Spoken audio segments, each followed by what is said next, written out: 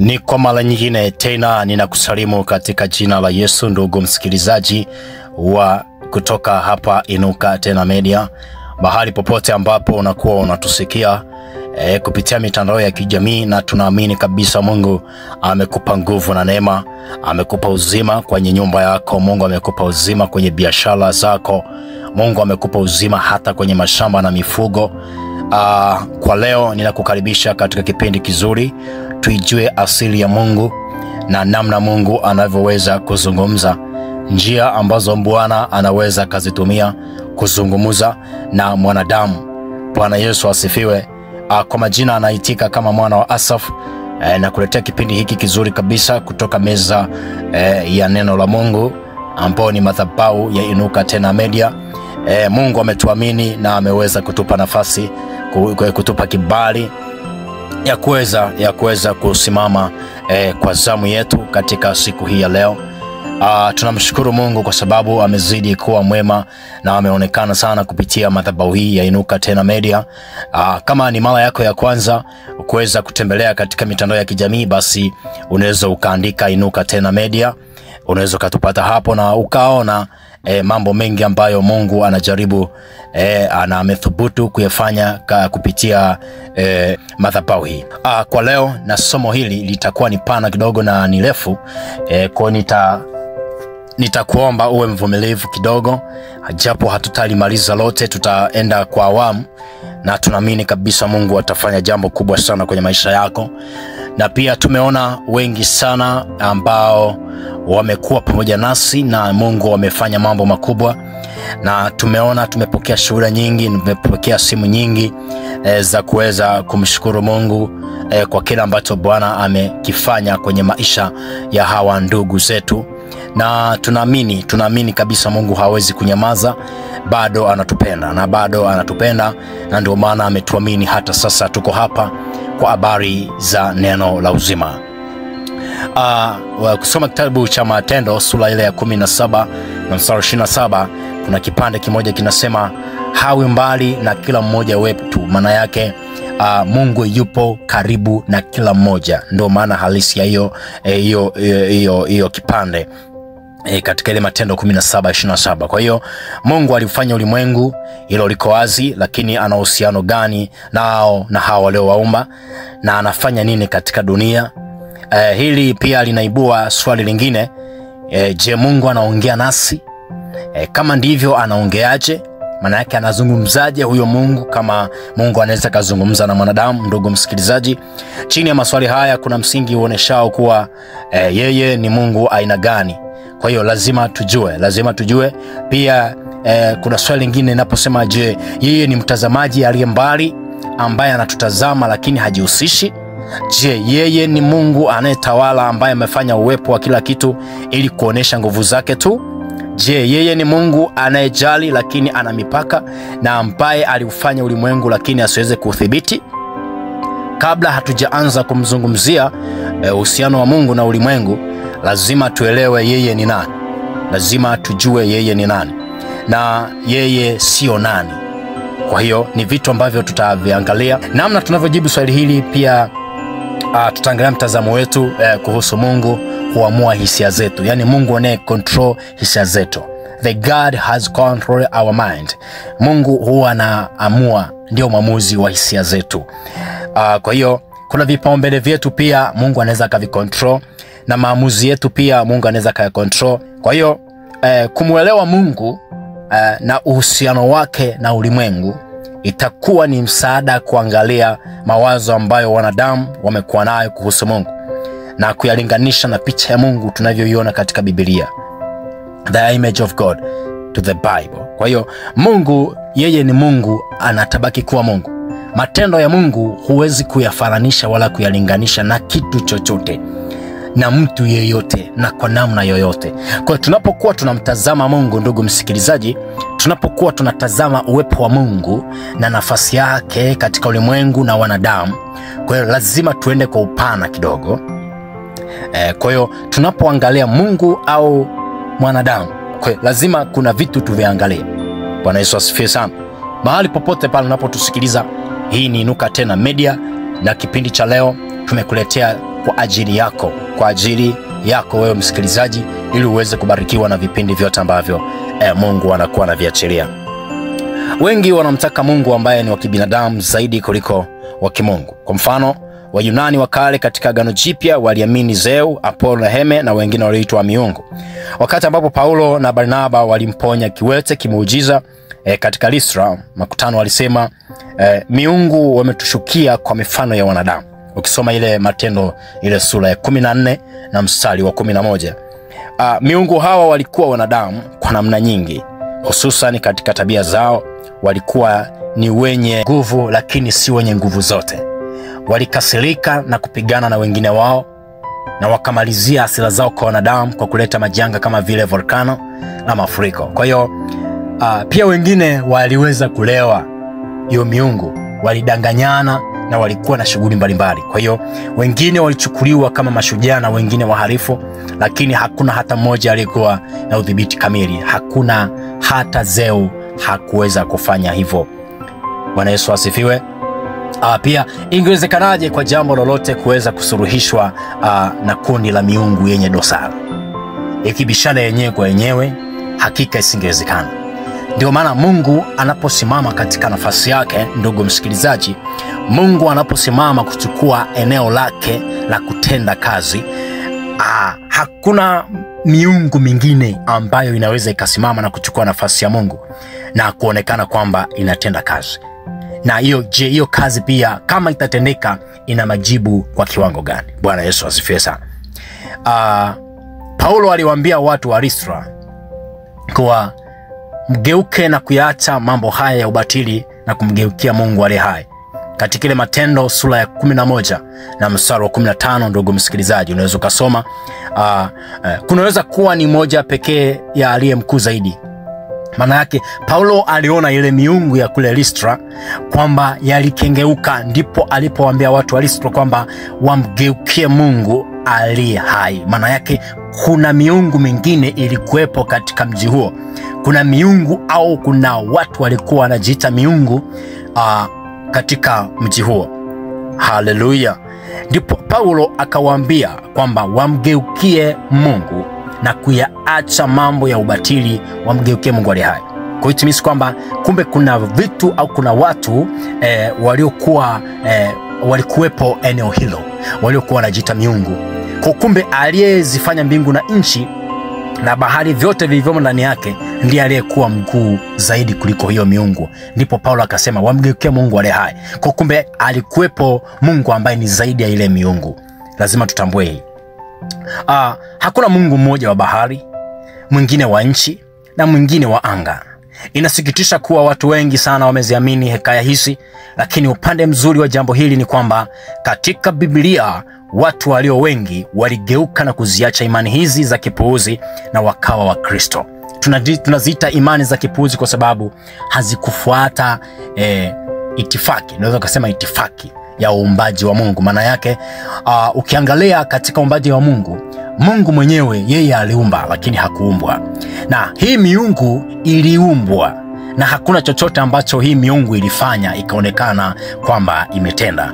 Ila Mungu aliyeziumba mbingu na nchi ndiye huyo aliyewafanya hata hao wanaojiita miungu. Kwa hiyo mtu anapochukua nafasi ya Mungu bado anakuwa hajatimilika, hajafikia ile hali na ile kiwango cha Mungu aliyeziumba mbingu na nchi. Bwana Yesu asifiwe sana. Katika tamaduni zingine watu wametengeneza miungu yenye nguvu zisizo za kawaida, lakini si nguvu zisizo na mipaka.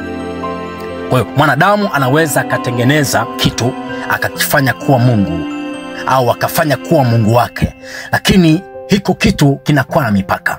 Mungu wetu sisi hana mipaka. Kwa hiyo unakuja kuangalia nafasi ya Mungu katika dunia na katika ulimwengu wote na kwa wanadamu. Haleluya. Miungu ya kale kama akina Thor, yani Mungu wa radi na ngurumo katika hadithi za filamu za vijana wa kule Norway. Vijana hao huona nguvu zao hushawishika kwa kubali zaidi ya hapo. Walioingiza miungu hii inadhaniwa ni Wayunani. Kwa hiyo kuna watu walianza kupotea kwa sababu kuna watu waliokuwa wanaanza kuzitumia nguvu zisizo za kawaida, na watu wakashawishika na kuanza kuwakubali au kuwaamini. Kwa watu wakajikuta wanapotea taratibu kutokana na zile filamu. Haleluya, haleluya. Kwa ni hadithi ambazo zilikuwa zinatengenezwa na vijana hao, kwa wakaanza kushawishika na hizo nguvu walizozitengeneza kwenye zile hadithi. Mwisho ni hekaya tu, yani zikawa kama hadithi na si zaidi ya hapo.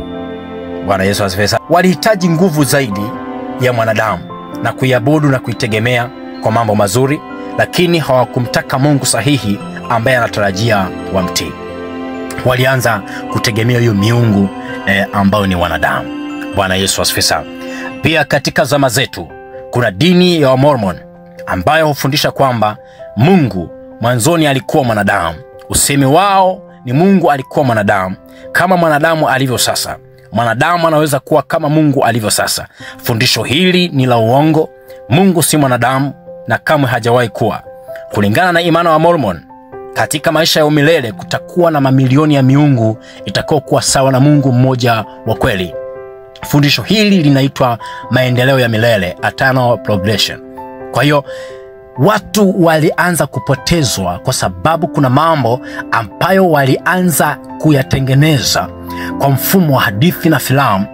Watu wanapokuwa wanatazama wanajikuta wanaingia katika kundi kubwa la kuamini miungu, na wakaona kwamba mbona hawa watu wametengeneza au mbona hawa watu wana nguvu zisizo za kawaida.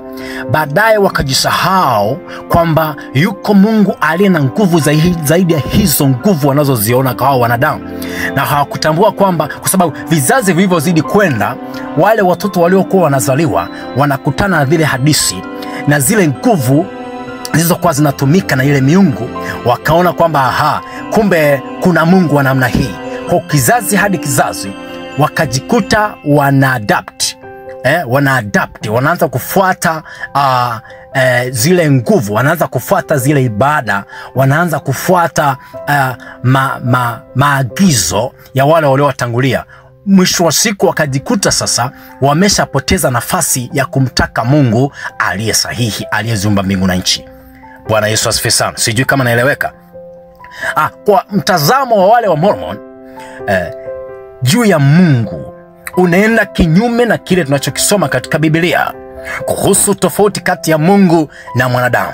Maandiko yanafundisha kwamba Mungu habadiliki na Mungu hagawanyiki hata siku moja. Bwana Yesu asifiwe. Kwa kuwa mimi ni Bwana, sina kigeugeu. Ukisoma ile Malaki 3:6, Mungu hakui wala haendelei. Hayahitaji hayo kwa sababu yeye siku zote ni mkamilifu. Yeye ni wa milele na milele. Ile Zaburi ya 90 mstari wa 2 pale. Alimuumba mwanadamu kwa mfano wake, wala si sawa na yeye. Mwanzo 1:26. Kwa unaposoma Biblia lazima ukae kwa kutulia, lazima usome kwa kutulia. Unapokuwa unatafakari hayo, jua kabisa Mungu ana nafasi gani tofauti na mwanadamu. Bwana Yesu asifiwe sana. Mbinguni waliokoka watakuwa sawa na malaika, lakini si sawa na Mungu. Haleluya. Yani hakuna atakayeweza kulingana na Mungu. Hakuna atakayeweza kusimama akae sawa na Mungu. Tukifika mbinguni, Biblia inasema kwamba tutakuwa sawa na malaika, ila hatutakuwa sawa na Mungu. Ukisoma kitabu cha Luka sura ya 20 na mstari wa 36. Bwana Yesu asifiwe sana. Kumekuja kuibuka vitu vingi sana ambavyo vimekuja kuwapotosha wengi. Kwa mfano, tukitofautisha kati ya muumba au kiumbe, tutaangalia jinsi dini za watu fulani zinazungumziaje kuhusu uumbaji na aliyeumbwa, kati ya muumbaji na aliyeumba, yani muumba na kiumbe au kiumbe. Bwana Yesu asifiwe. Dini za mashariki kama Uhindu na Ubudha huamini katika miungu wengi. Maana yake unaweza kauliza sasa hivi, kwa mfano India kutakuwa na miungu zaidi ya 200 au zaidi ya 2000. Kwa hiyo wanaamini kwamba kila kitu kinaweza kawa Mungu. Bwana Yesu asifiwe sana. Kwa Wabudha wao huamini katika miungu wengi. Si kila wakati huwa ni miungu ya aina ya kibinadamu kama tulivyojifunza. Kwa mfano, Uhindu unaweza usema ipo miungu mingi, lakini miungu mikuu ni 3. Brahma ni muumba wa Bwana wa wote, Vishnu ni mtunzaji, na Shiva ni muangamizaji. Wahindu wanaiheshimu sana miungu hii, lakini wanaamini imekwama katika mzunguko endelevu wa kuzaliwa na kufa na kuzaliwa tena. Kuzaliwa tena ni moja kati ya imani zao kuu. Watu hufa na kuzaliwa kama binadamu au wanyama ambao hufa tena, na mchakato huu ni endelevu. Lengo la Uhindu ni kuepuka maumivu na huzuni ya mchakato huo. Lengo hili tunasema moksha, ikiwa na maana ya kutolewa kutoka katika mzunguko wa kuzaliwa na kufa. Wengine husema ni mbingu kwa Wahindu, lakini si kuzaliwa, lakini si mbingu ile iliyoelezwa katika Biblia. Kwa kuna namna gani giza ambavyo limewafunika? Kuna giza limefunika hawa watu wa kabila wa Hindu huko India. Bwana Yesu asifiwe sana. Tunakuja kuangalia kwamba wengine husema ni mbingu kwa Wahindu, lakini si mbingu ile iliyoelezwa katika Biblia. Miungu wanayoiamini si miungu yenye nguvu zote na kujua yote kama Mungu alivyo. Kwa nao wanajua hivyo kwamba miungu ya Wahindu haina nguvu zote ukilinganisha na Mungu wa mbinguni alivyo. Kwa hiyo unaangalia jinsi shetani alivyochukua nafasi katika fahamu za watu. Bwana Yesu asifiwe sana. Uhindu, Ubudha, Utao na dini zote za Mashariki mara nyingi zimekuwa na mtazamo wa kipantheism kuhusu Mungu na ulimwengu. Kwa hiyo pantheism ni imani isemayo kwamba kila kitu ni Mungu na Mungu ni kila kitu. Hii ni zaidi ya wazo la kwamba asili ni Mungu. Pantheism inasema kwamba kila kitu ni Mungu: dunia, nyota, wanyama, mimea na hata wanadamu. Imani hii inakubaliana na fundisho la kuzaliwa tena la Wahindu. Hivyo huwapelekea watu kufanya mambo ya ajabu na ya kuumiza. Watu hao ambao wanafikiri kwa namna hii hawaamini suala la kuua mnyama kwa sababu yoyote ile. Nchi India, ng'ombe ni watakatifu hasa.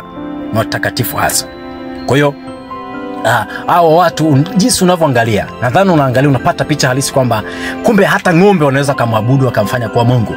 Kwa hiyo ndio maana hata wao kuua ng'ombe inaonekana kama ni dhambi, kwa sababu unakuwa kama unamuua Mungu. Kwa hiyo sasa ni jinsi utaangalia, ndugu msikilizaji, vile ambavyo dini zinaanza kuwatesa watu kwa namna moja ama nyingine. Bwana Yesu asifiwe sana. Lakini nini kitatokea pale ambapo watu wanaoamini hivi watakosa chakula cha kutosha? Kuliko wachinje mnyama wale, kwao ni heri wakae na njaa. Bwana Yesu asifiwe sana. Ni ngumu kwa wale tuliofundishwa Biblia kuelewa imani hizi.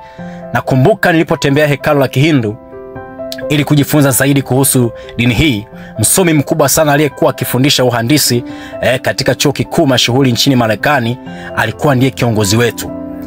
Alieleza asili ya ulimwengu. Mfano, alisema kama mtu anavuta kipande cha kamba ya kumuoni mtu huyo, unaweza huzani kwamba hiyo ni nyoka. Huo ni mfano halisia, ni tofauti. Alisema ndivyo ulimwengu ulivyo, si uhalisia hasa. Bwana Yesu asifiwe sana. Pia kutokana na utafiti ambao pia tumeufanya kutoka katika nchi ya Taiwan, nimeona matendo ya ajabu ya watu wanaoamini katika Utao ambao ni sawa na Ubudha.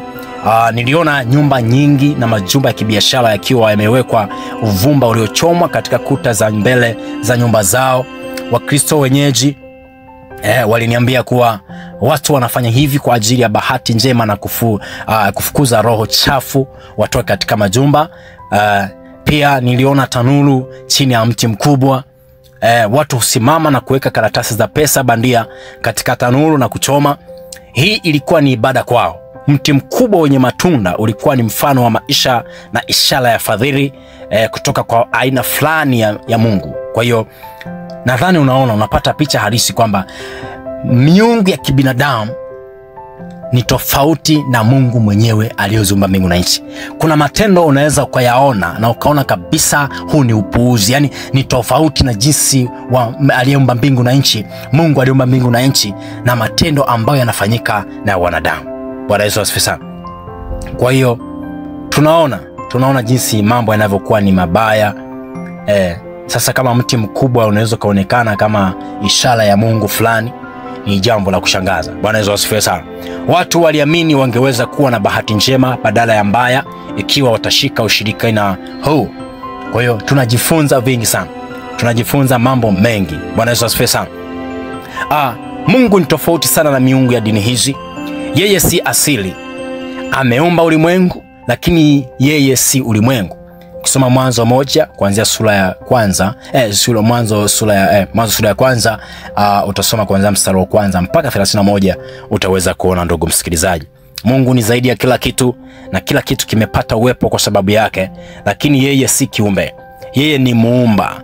Biblia inaonya dhidi ya kukiinua kiumbe. Kukiinua kiumbe zaidi ya yule aliyekiumba. Ukisoma Warumi 1:25. Bwana Yesu asifiwe sana. Dini hizi zina mtazamo wa maisha usio sahihi. Tunaishi mara moja tu na tunakufa mara moja. Waebrania 9:27. Biblia inaposema kwamba kufa ni mara moja na kuzaliwa ni mara moja. Pia tunapokufa haturudi tena kuishi duniani. Sasa na Mhubiri sura ya 9 mstari wa 5 hadi wa 6. Hakika tutarudi kama ng'ombe au mbwa. Tuna nafsi kwa sababu tulioumbwa kwa sura ya Mungu. Mwanzo 1:26 na Mhubiri 12 sura 7. Unasoma hivi vifungu ili vikupe picha halisi katika mfumo wa kibiblia. Bwana Yesu asifiwe sana. Wanyama hawana nafsi ya kuishi milele. Miili yetu hurudi kuwa mavumbi pale tunapokufa, lakini roho zetu zitaishi milele. Tunaishi hapa mara moja tu. Mungu hatuleti tena na tena. Ukisha kufa ni mara moja. Sikiliza ndugu msikilizaji, wewe unayedhani kwamba unategemea dini yako, hiyo dini inawezekana haipo kwenye mpango wa Mungu. Hiyo dini, na Mungu hakuleta dini. Mungu alileta wokovu kupitia mwanawe Yesu Kristo. Na aliona kuna dini zimeanzishwa ambazo zitasimama badala yake. Na Mungu ni mwenye wivu. Sasa na Kutoka ile sura kitabu cha Kutoka kwamba Mungu ni mwenye wivu. Bwana Yesu asifiwe sana. Kwa hiyo Mungu aliona kabisa kwamba msikilizaji ataweza kupata picha halisi jinsi maisha ya kibinadamu yanapoanza kubadilika. Na inawezekana Mungu aliona kabisa kwamba anaweza kachukuliwa nafasi yake. Na yeye Mungu aliyeumba mbingu na nchi, yeye hataki nafasi yake ichukuliwe au kuingiliwa na mtu. Bwana Yesu asifiwe sana. Ukisoma Biblia inasema kwamba hakuna atakayeweza kuchukua utukufu wa Mungu. Mungu yeye hakuna atakayeweza kuchukua nafasi yake. Mungu atabaki kuwa Mungu. Wewe unayesema kwamba unayo dini zilikuwepo na zilikuwa ni nje na mpango wa Mungu, na zilikuwa kwa sababu ya machukizo ya mpango wa Mungu. Na Mungu alichukizwa na mpango wa dini za kibinadamu ambazo wanadamu waliweza kuzibua. Wanadamu waliweza kujitengenezea miungu, na akaona wivu. Yeye ni Mungu mwenye wivu, na akasema mimi ni Mungu mwenye wivu ambaye atapatiliza vizazi hadi vizazi. Bwana Yesu asifiwe sana. Kwa hiyo unapokuwa unatazama sura ya Mungu na jinsi unapotazama asili ya Mungu, yeye Mungu ni muumbaji. Ndio cha kwanza. Yeye Mungu ni muumbaji. Kwa hiyo Mungu alipokuwa naumba, na alitegemea kwamba kile alichokiumba basi kimsujudu, kimtumikie. Ndipo sasa vizazi vilipozidi, watu wakaanza kukengeuka. Watu wakaanza kujiona wao ni kuliko Mungu. Ndipo sasa Mungu alipoweza kuinuka na ghadhabu yake na hasira. Katika miaka hiyo watu walianza kujitengenezea miungu. Mungu akaingiwa na hasira. Ndipo alipoiteketeza Sodoma na Gomora. Ndipo Yesu alipoteketeza kizazi cha Nuhu. Bwana Yesu asifiwe sana. Kwa hiyo kuna mambo ambayo, kuna watu ambao wanaona kwamba Mungu anapokuwa anazungumza, anadhani kwamba Mungu yeye anabadilika. Yeye Mungu akizungumza na akiongea, yeye Mungu huwa anaongea mara moja. Bwana Yesu asifiwe sana. Na huwa anamrehemu mwanadamu kwa sababu ya upendo. Mungu anamrehemu mwanadamu kwa sababu ya upendo.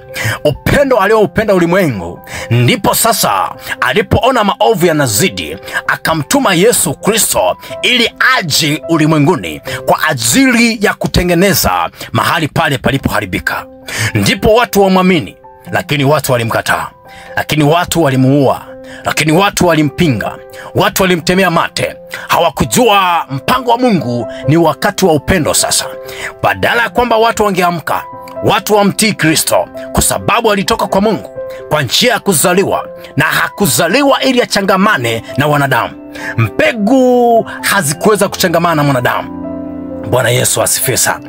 Kwa hiyo kuna mambo ambayo Mungu alikuwa anatarajia mwanadamu ayatekeleze, lakini kwa sababu ya kiburi, kwa sababu ya shetani ambaye hakutaka Mungu ainuliwe na kuabudiwa, akatengeneza malaika zake. Bwana Yesu asifiwe sana. Shetani akatengeneza majeshi yake ili wamweze kumwasi Mungu. Na hata sasa tunaona kuna maisha ya Wakristo wanaojiita Wakristo, lakini hawazitendi zile njia za Mungu, hawazifuati zile njia za Mungu. Tayari shetani anakuwa ameshatengeneza mpango wa kuweza kuasi. Bwana Yesu asifiwe sana. Kwa wakati mwingine tutaendelea na somo hili. Nimekwambia ni somo refu kidogo ambalo lingeweza kuinua imani yako, ambalo lingeweza kukusaidia ili kusogeza imani yako, ili kusogeza imani yako. Bwana Yesu asifiwe sana. Na utakweza kukua kiroho kwa sababu utakuwa ni msomaji wa Biblia, kusoma na kujifunza neno la Mungu. Bwana Yesu asifiwe sana. Kwa hiyo tutazidi kuona zaidi. Kwa wakati mwingine nakukaribisha sana katika meza hii na madhabahu hii kutoka hapa Inuka Tena Media, na tunaamini Bwana hatanyamaza kwa ajili yako. Mungu yeye anahitaji kuabudiwa. Usimwabudu Mungu mwingine zaidi ya huyu Mungu aliumba mbingu na nchi. Kuna miungu mingi sana, lakini ninakushauri unaposikia ujumbe huu, tambua kabisa miungu ambayo unaiona kwamba unaitegemea kutoka kwa waganga wa kienyeji, kutoka kwenye ushirikina. Sikiliza, ushirikina ulishaanza kitambo, na huo ushirikina ulikuwepo tangu enzi za Nuhu, enzi za Sodoma na Gomora, lakini Mungu aliangamiza. Je, atashindwa nini kukuangamiza wewe ambaye umeshakengeuka, ambaye hujatii sauti ya Mungu, ambaye umeshatengeneza miungu ya kwako? Wengine miungu ni fedha zao, wengine miungu ni kazi zao, wengine miungu ni ndoa zao, wengine miungu ni waume zao, wengine miungu ni wazazi wao. Bwana Yesu asifiwe sana. Sikiliza, chukua hatua, badilika. Mungu, Paulo akawaambia watu wa Listra, akasema mgeuke na kuyaacha mambo ya ubatili, mgeuke na kumgeukia Mungu aliyeumba mbingu na nchi. Ni Mungu aliye hai ambaye anaishi milele na milele. Mungu akubariki sana. Naomba nikuombe wewe ambaye unatamani kusikia habari njema za Yesu ili zikae kwenye maisha yako. Wengine wanatamani, lakini wanajikuta shetani anaingia na kuharibu mipango ya fahamu zao, na wanashindwa na hawakumbuki kwamba kuna Mungu. Wanajikuta wanatenda mambo ya ubatili.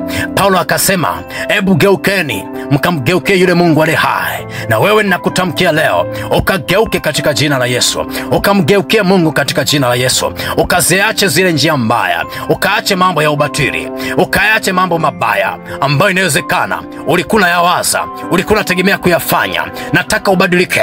Mungu anapotuma neno lake, yeye neno la Mungu ni hai, neno la Mungu ni uzima, neno la Mungu ni hai, liwezalo kubadilisha historia ya mtu, liwezalo kubadilisha maisha ya mtu. Ninapenda nikuarifu kwamba neno la Mungu li hai, na neno la Mungu linaposimama hakuna awezaye kupangua, hakuna awezaye kubadilisha. Sikiliza nikwambie ndugu msikilizaji, unayenisikiliza saa hii, ninaomba Mungu aweze kubadilisha, Mungu aweze kubadilisha maisha yako. Wewe uweze kukubali sauti ya Mungu. Unapokubali kutii sauti ya Mungu, ndipo mabadiliko ya maisha yako yanapoanzia. Wengi tumeshindwa kubadilisha maisha kwa sababu ya kiburi cha uzima. Wengi wanachagua wahubiri, wengi wanachagua vifungu vya kusoma. Sikiliza nikwambie, vifungu unapochagua utaweza kupishana na baraka na neno lililobeba baraka za maisha yako. Unapochagua vifungu vingine uvisome, Mungu inawezekana ameandaa neno lile unaloliacha, na ameandaa kwa ajili ya kubadilisha maisha yako. Mungu akubariki sana. Mungu akupe neema. Mungu akakuinue kiroho uweze kuyatafakari maneno haya. Mungu akakubariki. Tuweze kuomba pamoja tunapokuwa mahali popote, tuweze kuombeana, tuweze kumsihi Mungu akaweze kubadilisha maisha yetu. Mungu akubariki sana ndugu msikilizaji. Nimekwambia mimi ni mwana wa Asaf kutoka katika meza ya Injili, kutoka meza ya Injili hapa Inuka Tena Media. Ni mahali ambapo Mungu amepaamini tuweze kupatumia kwa habari za neno la uzima. Mungu akubariki sana. Tunakukaribisha kwa wakati mwingine uweze kuungana nasi kwa katika vipindi vingine, na Mungu akubariki sana. Barikiwa na Bwana.